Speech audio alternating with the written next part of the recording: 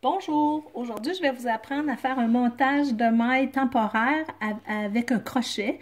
À quoi ça peut nous servir? Ça peut nous servir à pouvoir enlever le rang de montage, si vous voulez, pour aller fusionner deux parties d'un ouvrage sans qu'il y ait de couture apparente. Alors, vous comprendrez qu'on prend toujours un fil de couleur contrastant. Un reste de fil fait parfaitement l'affaire. Alors, je vais vous montrer dans un premier temps comment monter le premier rang.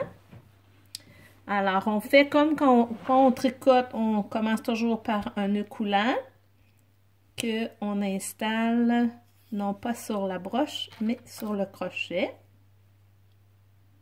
Alors, voici comme ça.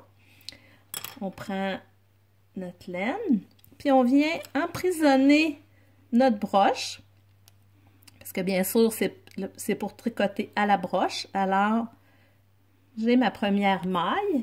Je viens ramener mon fil sur le devant pour venir emprisonner ma broche et je fais une deuxième maille, ainsi de suite, jusqu'à ce que j'ai le nombre de mailles souhaité pour mon projet. Alors, on fait une pause et puis je vous montre ce que ça donne une fois qu'on est prêt à tricoter. Alors, j'ai monté mon nombre de mailles. Moi, pour mon exemple, j'en ai monté une dizaine. Et j'ai fait quelques mailles chaînettes pour sécuriser mon ouvrage, pour pas que ça se détricote. J'ai coupé mon fil et je vais le passer à l'intérieur. Enfin, de cette façon-là, je suis certain que j'échapperai pas au fil de mon projet des mailles. Quand viendra le temps, j'aurai tout simplement qu'à défaire ma maille chaînette, puis mon rang de montage va se défaire.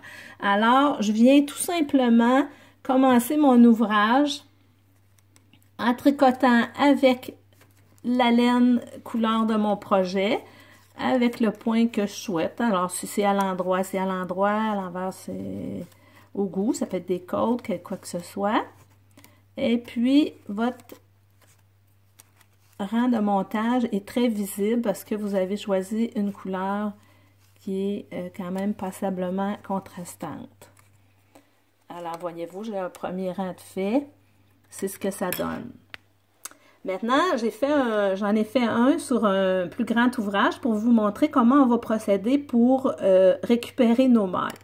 Alors, si on vient ici sur mon projet qui est déjà monté, j'ai mes mailles de montage avec mes quelques mailles chaînettes excédentaires. Je viens retirer mon fil qui a noué mes mailles chaînettes et tout doucement, je vais détricoter mon rang en récupérant une à une mes mailles parce que si je défais mon rang en totalité du même coup, il y a vraiment des risques que j'en échappe. Alors, je viens récupérer une à une mes mailles comme ceci. C'est d'une simplicité. Après, je peux soit reprendre à partir de là pour venir faire une finition ou quelque chose comme ça, ou encore pour faire du grifting que je vous apprendrai dans un prochain vidéo pour réunir deux pièces de façon totalement invisible. Alors, c'est aussi simple que ça. Je récupère mon tricot sans avoir de montage et puis je peux joindre à une autre partie. Alors, bon projet!